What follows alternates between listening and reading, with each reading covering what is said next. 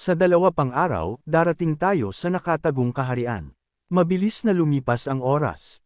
Habang palapit sa Hidden Benji, ang marangyang yacht ay yumuyuko at ngumingiti ng masaya habang ipinakilala ng nasa edad na lalaki, maligayang pagdating sa Hidden Realm, kamahalan.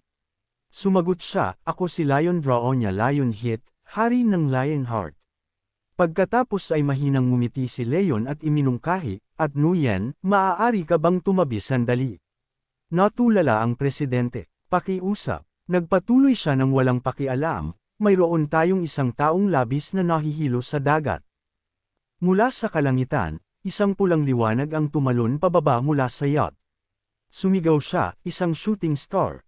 Sa isang malakas na dagandong, isang malakas na bagzo ng hangin ang tila gusto silang palayasin. Nananatili ang presidente. Sino ang taong ito? Vulcan, ang Holy Knight ng digmaan at apoy. Inalis ni Vulcan ang kanyang helmet. Ang kanyang mga mata ay mabangis. Pagkatapos ay kuryoso siyang tumingin sa kanya, na nagdulot upang ang ulo ng presidente ay pamawisan ng malamig. Prangkang itinataas ni Vulcan ang kanyang kamay at nagtatanong, ikaw ba ang hari ng lugar na ito? Nagulat ang presidente at nagmadaling ikinaway ang kanyang mga kamay, sinasabing, oh, hindi po. Ako ang presidente na inihalal sa pamamagitan ng isang demokratikong sistema na iba sa isang hari. Nabawi ang kaunting kahinahunan, masaya siyang ngumiti. Gayunpaman, maligayang pagdating sa Hidden Realm, Sir Vulcan. Tumawa ng malakas si Vulcan. Salamat. Ikinumot niya ang kanyang mga kamay, sinusubukang huwag hayaang mabaygo ang kanyang ekspresyon, at mahinang nagtanong, ito lang ba ang lahat? Tumingin siya sa malaking pulutong sa harap niya. Naunawaan ni Leon ang kanyang pag-aalala at mabait na nagpaliwanag, ang mga knights ay naghihintay ng mga utos sa Korea. Dinala ko lang ang aking mga personal na gwardya. Pilit na ngumiti ang presidente, bumibilis ang tibok ng kanyang puso. Kaya ang taong ito ay hindi dumating dito upang sumalakay. Mahiyain niyang sinabi, kung gayon, kamahalan, dumating po kayo rito para sa. Nanatiling tahimik si Leon. Bigla siyang ngumiti ng malaki. Inalis niya ang kanyang mga salamin, itinataas ang isang kilay, at sumagot ng 2 salita, pamamasyal, tourism. Ang pagtatagpo nina Harry at Vulcan. Bumaling kay Harry, tahimik niyang hinihigop ang kanyang inumin. Tahimik siyang nagkomento, hindi ko masanay ang ganito. Nakaupo sa tapat niya si Vulcan na nakasuot ng shorts at tank top. Ang kanyang mga mata ay nakadikit sa kanyang smartphone, nagre-relax sa social media. Sandali, ito ang unang pagkikita nina Harry at Vulcan. Ang lalaki na 2 ulong mas mataas sa kanya, na nakatayo sa ibabaw niya. Nabigla si Harry. Bigla, sumabog siya sa tawa. Fritos, hinayaan mo ang isang mahinang babae na tulad nito na maging isang babaeng santo. Mahiyain na sinabi ni Harry. Hello, Sir Vulcan. Ang matinis na boses ni Fritos ang pumasok. Sa mga mata mo, lahat ay pandak. Nang marinig iyon, tumawa siya ng mas malakas. Tama nga, naisip niya sa sarili. Natatakot siya. Pagkatapos noon, mabilis na pinakalma ni Vulcan ang kanyang sarili at itinuro siya. Gayunpaman, babaeng knight na si Hanhari, kailangan mong magtrabaho sa iyong taas, dibdib, at puwet. Nakatayo si Harry, nakikinig, ang kanyang mga binti ay nagyelo, ang kanyang utak ay patay. Sexual harassment 5 minuto pagkatapos magkita. Pagkatapos, binugbog ni Vulcan ang kanyang dibdib. Matangkad, malaking dibdib, malaking puwet. Natahimik siya. Tumawa ng malakas si Vulcan. Tinatawag namin iyon na 3 pangunahing elemento sa mundo ng mga knights. Dapat mo rin silang sanayin. Pilit na ngumiti si Harry bilang tugon, lihim na nag-iisip sa kanyang puso. Malamang, hindi niya iyon sinadya. Inisip ni Harry na si Vulcan ay isang walang galang, sobrang masculine na knight. Pinanood niya siya na masayang nagtatap sa kanyang telepono. At sa kaloob-looban, marahas, malupit, brutal. Sige na, kinailangan din niyang hanggan siya. Mas mahusay ka pa sa paggamit ng iyong telepono kaysa sa kamahalan. Ngunit tila hindi siya narinig ni Vulcan at walang pakialam na sumagot. Ito ay isang account para sa pagpapalaganap ng mga turo ng templo. Sinusundan ko rin ang Empress sa platform na ito. Natahimik si Harry. Sa sandaling ito, isang maliit na imahe ni Fritos ang biglaang lumitaw. Harry, aking babaeng santo. Nagulat ang dalaga. Fritos. Masaya siyang sinabi. Magaling. Sabihin mo sa taong iyon na limitahan ang kanyang pagkonsumo ng divine power. Irene at ni Harry ang kanyang ulo upang tumingin kay Vulcan.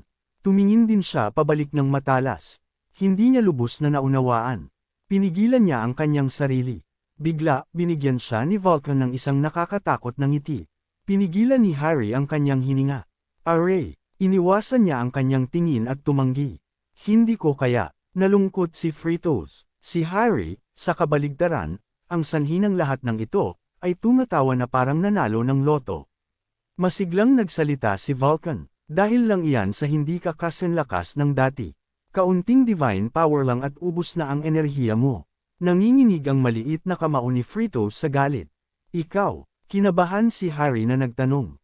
Ginawa mo iyon. Huminto siya sandali at pagkatapos ay naging seryoso muli. Alam mo na kung ano iyon. Akala ko hindi sasabihin sa iyo ng kamahalan. Biglang naalala ni Harry ang dalaga, sumagot sa isang malungkot na boses. Nakita ko na, medyo nag-aalala si Fritos. Ayos ka lang ba? Hindi ko inaasahan na sinuman maliban sa kamahalan. May iba pang makakagawa nito. Itinukod ni Vulcan ang kanyang baba sa kanyang kamay at ngumiti ng malaki. Ako ang pinakamalakas na lalaki na buhay. Nagsimula siyang magsalita. Ang pagbibigay ng divine power ay nakasalalay ng buo sa talento. Kabilang sa mga nakaraang hari ng Lionheart, 3 tao lang ang nakagawa nito. Ang ganoong himala ay halos imposible para sa katawan ng tao na tiisin. Mayabang nang umiti si Vulcan, ngunit ayos lang sa akin at sa kamahalan. Ako ang pinakamalakas na lalaki na buhay. At ang kamahalan ay mas halimaw pa kaysa sa akin. Bigla, itinuro niya si Harry. At mayroon ka rin ng talento na iyon. Nagulat ang dalaga nang marinig iyon. Ako, nagpatuloy si Vulcan ng kalmado. Dapat alam mo na. Dala mo ang divine power ng dalawang Diyos at ayos ka pa rin na nangangahulugang ipinanganak ka upang maging isang sisidlan para sa divine power. Sabi mo, natanggap mo ang puso ng apoy mula kay Isabel. Ipinapatunay din niya na may regalo ka. Natulala si Harry at inilagay ang kanyang kamay sa kanyang puso, ang puso ng apoy. Maikli siyang nagpaliwanag. Ang pusong iyon ay lumilikha ng divine power sa sarili nito, tulad ng puso ng leon. Ito ang simbolong holy relic ng mga knights ng Burning Sword at iginagalang na sa loob ng mahabang panahon. Nataranta si Harry sandali, hindi ko alam na napakabihira pala nito. Mahinang umajejek si Vulcan, nagsalita muli. Tila ang tungkulin ko ay sanayin ka upang maging isang Holy Grail Knight. Nabigla siya, narinig iyon ni Fritos, ikanros ang kanyang mga braso, at ngumiti ng may kasiyahan. Ngunit ang kasiyahan ay hindi man lang tumagal ng 1 segundo. Ang walang hiyang iyon ay nagsimulang magdabog muli. Ngunit hindi tayo maaaring magkaroon ng 2 Holy Grail Knights. Dapat ba akong maging Holy Grail Duke? Sumabog si Fritos sa galit. Wala pa iyon dati. Bigla, hinampas ng plant nurse ang mesa. Tama iyan. Sumigaw siya sa tuwa, nagliliyab sa sigasig. Hari, King. Opo, Hari. Palagi kong gustong maging hari. Galit na galit si Fritos na nahilo siya. Ikaw, paano mo nagawang? Sumigaw pabalik si Vulcan. Ako ang magiging Holy Grail King at ang kamahalan ang magiging Emperor ng Lionheart. Bigla, lumingon siya sa kanya at nagtanong, babaeng Knight Harry, gaano kalaki ang bansang ito? Nagmadaling inilabas ni Harry ang kanyang telepono. Ipinapakita ang mapa. Ang dalawa ay knock-knock upang tingnan. Ipinaliwanag niya sa isang mahinang boses. Ito ang Haman at ito ang South Korea. Ang kanyang mga labi ay nakakurba na parang isang mailap na hayop. Nabaliw si Vulcan, tumatawa ng halos baliw. Maliit na maliit. Sumigaw siya, masyadong maliit para maging karapat-dapat sa pangalang Great Lionheart. Ang mundo ay napakalawak. Mayabang na sinabi ni Vulcan, magsisimula tayo sa implicit. Lupigin ang bansang ito, pagkatapos ay sumulong sa kanluran. Asterisk ang kanyang mga kalkulasyon ay naging mas baliw pa, puno ng pagkauhaw sa dugo at kalupitan.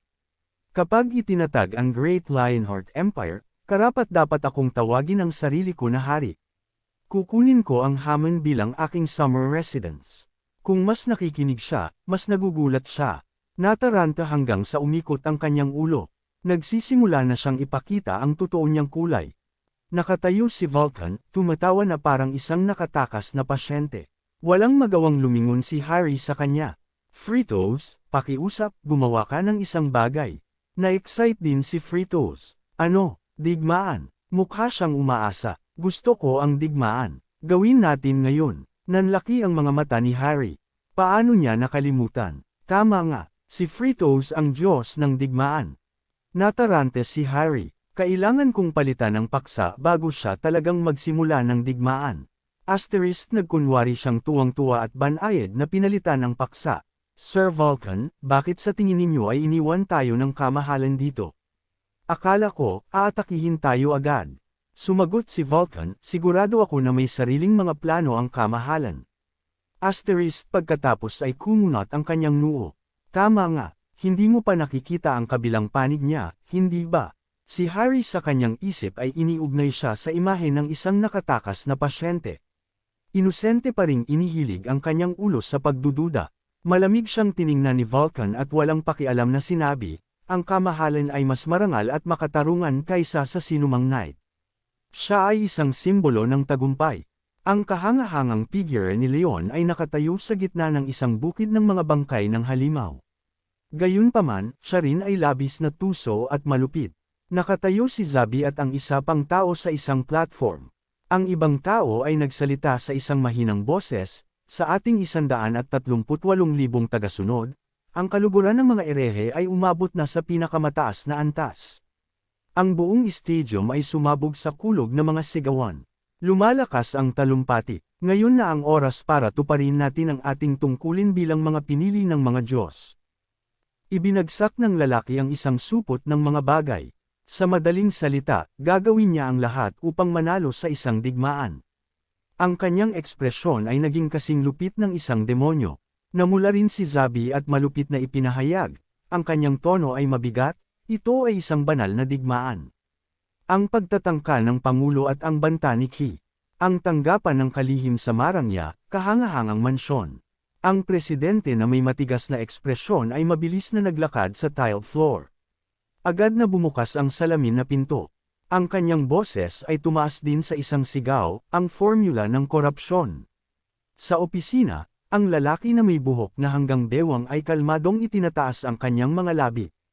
Oh, Diyos ko, Supreme Commander. Ngumiti siya, dapat kumatok ka man lang minsan. Wala sa mood ang presidente na magbiro sa kanya. Galit siyang sumigaw. Ito ba talaga ang tamang oras para dyan? Nagpakumbaba ang presidente at ikinwento ng may takot, talagang dumating ang hari ng Lionheart. Kasama ang kanyang mga halimaw na knights. Asterisk, kung mabaliw ang baliw na iyon, lahat tayo ay mapapahamak. Gayunpaman, si Ki ay mukhang napaka-relax.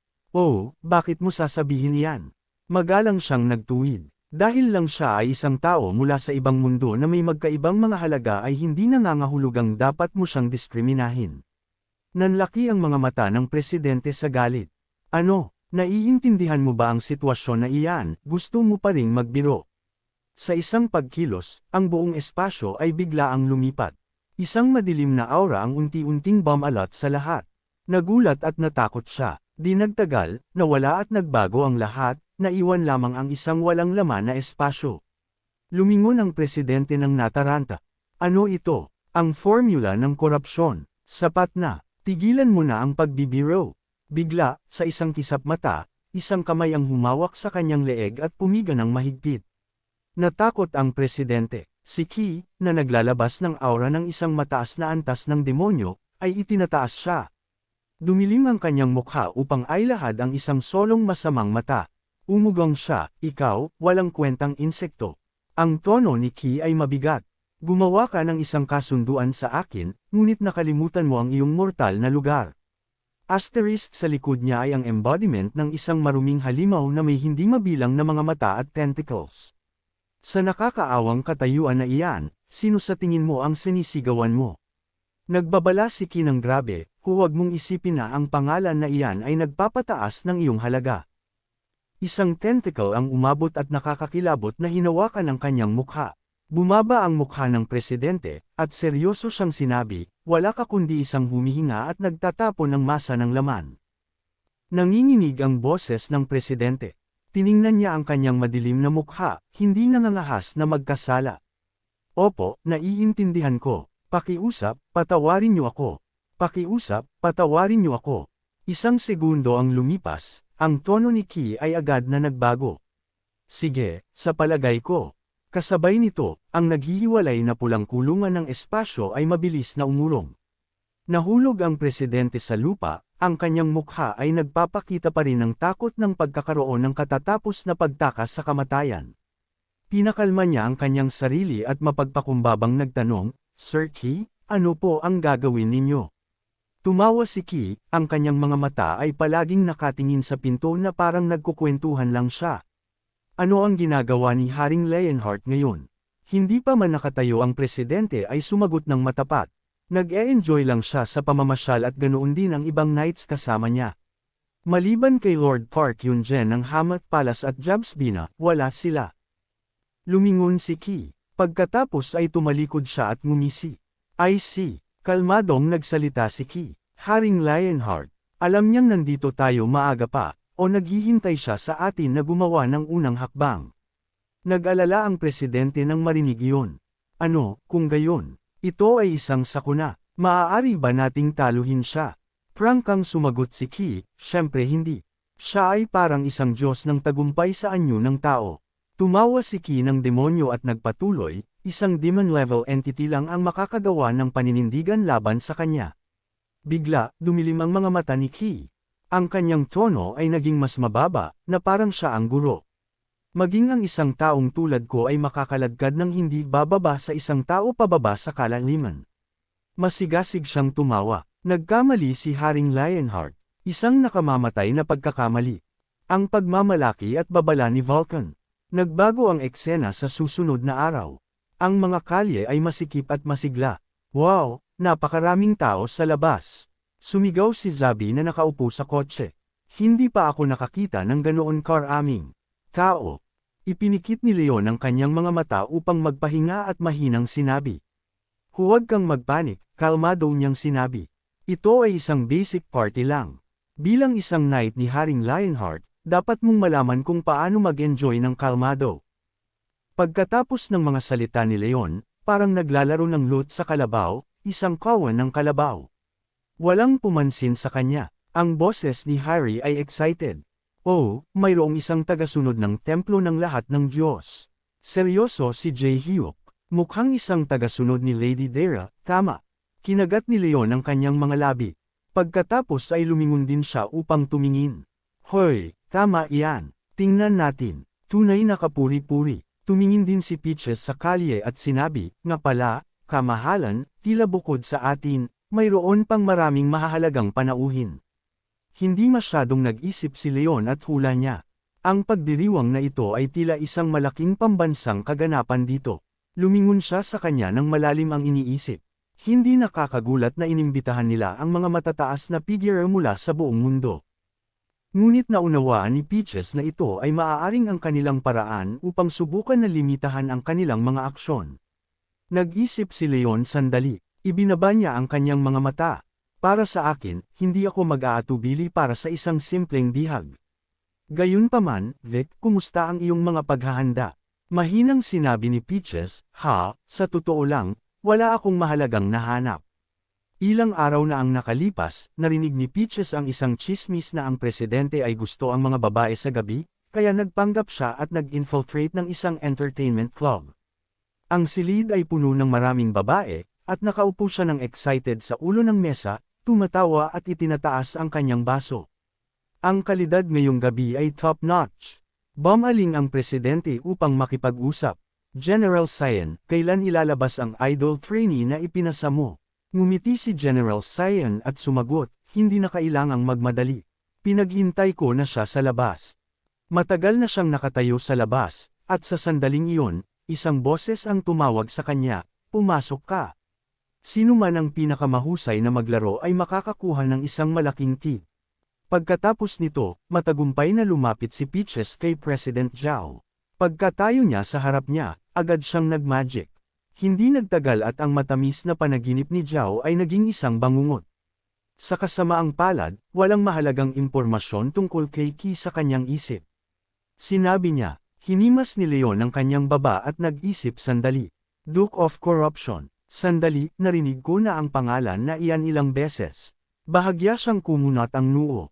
Siya ang nagparusa sa imperyo kasama ang mga demonyo ng talino. Ang natitirang Demon Duke lang na nakaligtas at nakilahok sa digmaan.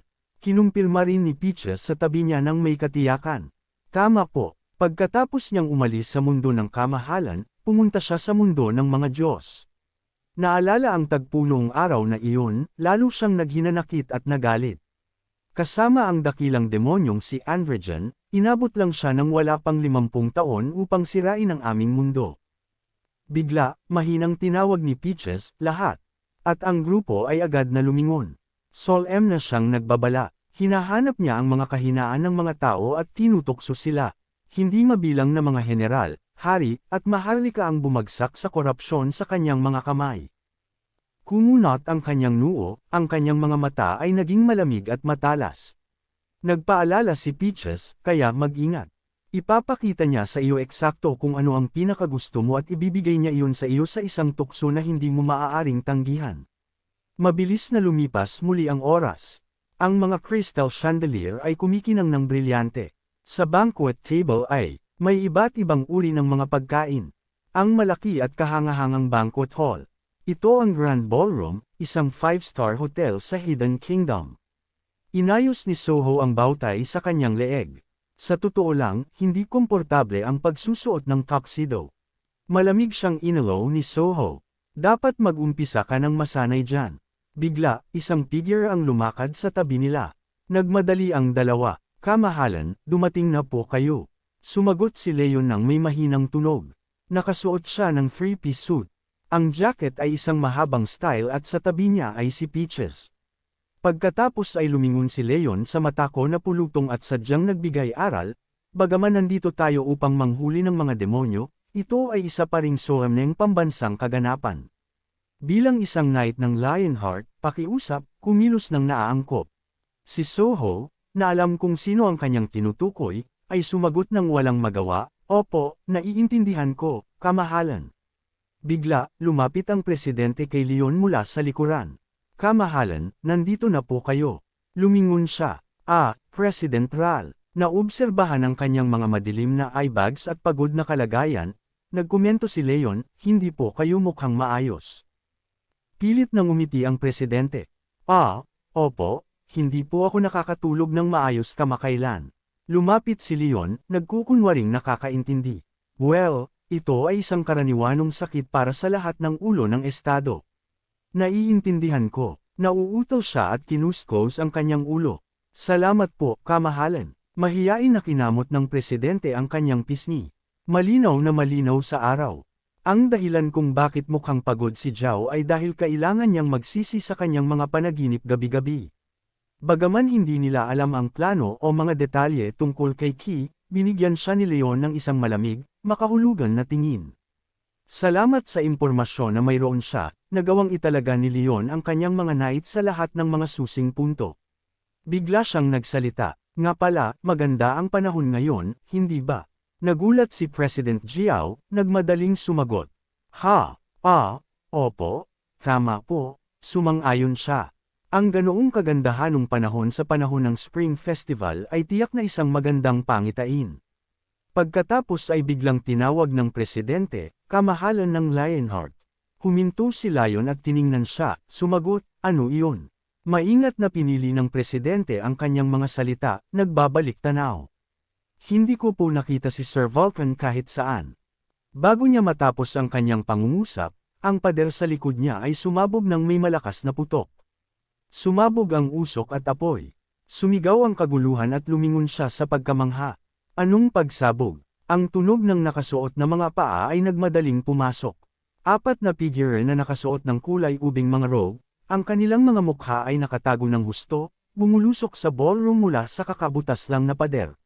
Bumuo sila ng isang linya, hinugot ang kanilang mga espada, at nagbabalang tumingin sa panauhin, nililinis ang isang lugar sa likod nila. Sumigaw ang takot na panauhin, anong kalokohan? Sino kayo? May pumihil sa kanila. Hindi nagtagal, isang tao na nakasuot ng kulay ubing robe ang biglaang pumasok, nagsasalita sa isang mapanuksong tono. Oh, mahal ko, nakakahiya namang magdulot ng gulo sa ganoong kagandang araw. Ang tao ay nakatayo sa isang walang laman na mesa na nakaunat ang mga braso, magalang na sinasabi, hello sa lahat. Galit na nakatingin ang galit na panauhin sa kanya, hindi pinapansin ang kanyang pagbati, ang kanilang mga mukha ay nagliliyab sa galit habang itinuturo at sumisigaw, sino kayo, kayong mga walang hiya? Alam niyo kung nasaan kayo. Nanatiling kalmado ang tao at yumukod, same time na nagpapahayag, ang makapagbigay ng kahangahangang tagpo na ito sa harap ng tagapagligtas. Ito ay tunay na isang karangalan na lampas sa mga salita. Pagkatapos ay ikinaway niya ang kanyang kamay at itinapon ang kanyang bilog na cloak. Agad na natakot si President Jiao, nanlalaki ang kanyang mga mata. Iyon ang panik. Agad na sumiklab ang mga sigaw. Isang mekanikal na bombang nakatali sa isang lalaki na nakasuot ng vest na puno ng mga pampasabog. Halos kumulo ang mga sumpa. Ang mga baliw na ito. Isang bomba, mga terorista sila. Ang mga mata at ang helmet ay kumikinang ng maliwanag. Kasabay nito, sa mga susing lokasyon sa buong Hidden Kingdom, mga lalaki na nakasuot ng bakal na baluti at bomba vests ang itinapon ang kanilang mga cloak. Ang mga teroristang may dalang bomba ay nagsimulang lumitaw. Nakatayo sila nang nagbabala sa kalye, mayabang na nakatayo sa gitna ng isang masikip na party room. Si Devon, ang lalaki, ay biglaang sumigaw sa takot na parang nag-aalay ng lahat. Ang kanyang boses ay umabot sa climax dahil, hinihingi ng mga Diyos ang paglikha.